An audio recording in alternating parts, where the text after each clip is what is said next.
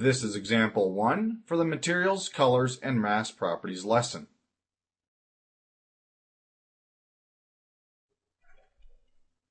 Now, to start example 1, the first thing we need to do is open a starting point file. It's going to allow us to apply our colors to. To do so, we'll simply select the design library, and then we can select the SOLIDWORKS Fundamentals by Inspirtech folder. If you did not go through the Getting Started video, you're not going to have this folder installed. Next, I'll select Lesson 2, and then we can see that I have a list of files that are already completed, and then a list of starting point files. In our case, we want to use the starting point files, so I'll select my example 1 starting point file and double-click to open it. We can see that I've been prompted with a message letting me know that all of the Inspirtech files are for instructional use only. Now that our file's opened, we're going to save a copy of this file in our own personal working directory so that we don't overwrite this starting point file. Let's go ahead and select Save As, and then we'll navigate to the location where we want to save our files and create a new folder for Lesson 2.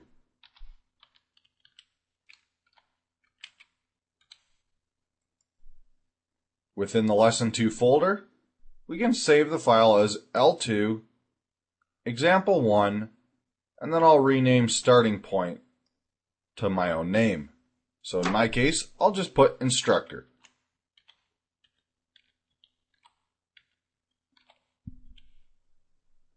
And select Save.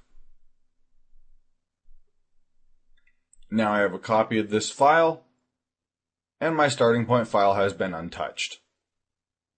Let's start applying colors.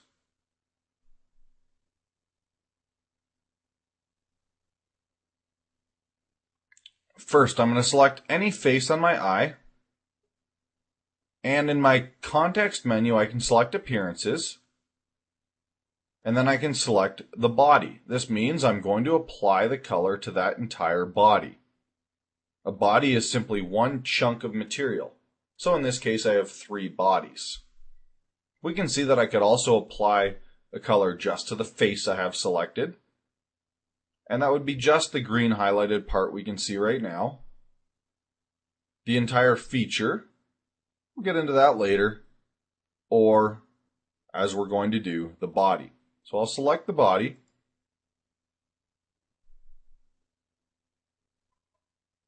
and by default, the task pane automatically opens, and again, we're going to get into that later. I'll simply select somewhere inside my graphics area to collapse the task pane. On the left-hand side here, I have my Appearances Property Manager. We can see the body that we have selected, and we're going to go ahead and select the body for the dot as well. So now we have the 2 bodies selected.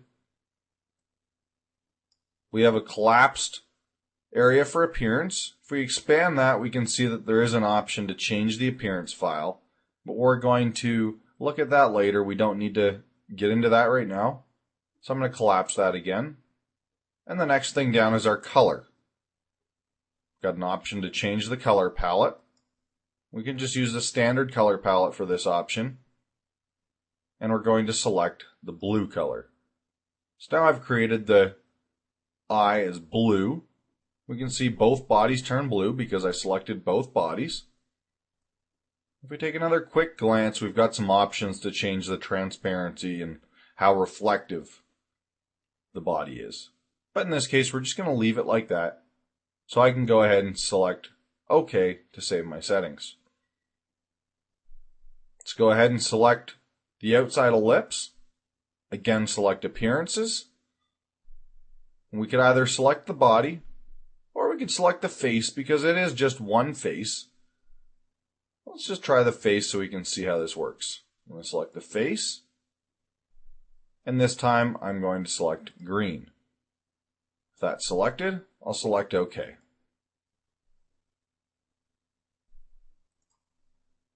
Let's go ahead and quickly save our part.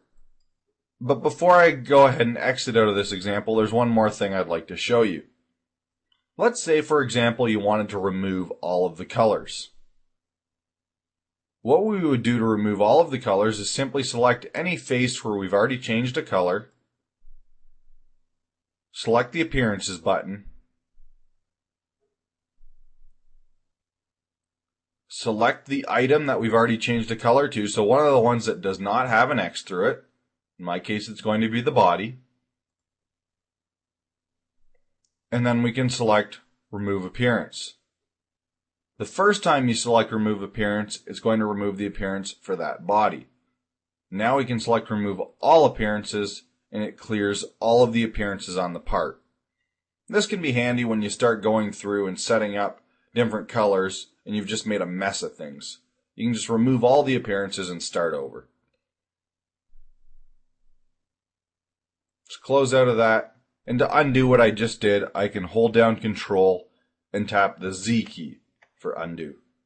And once more to undo my other option. Well, that concludes example 1. I hope it was a help.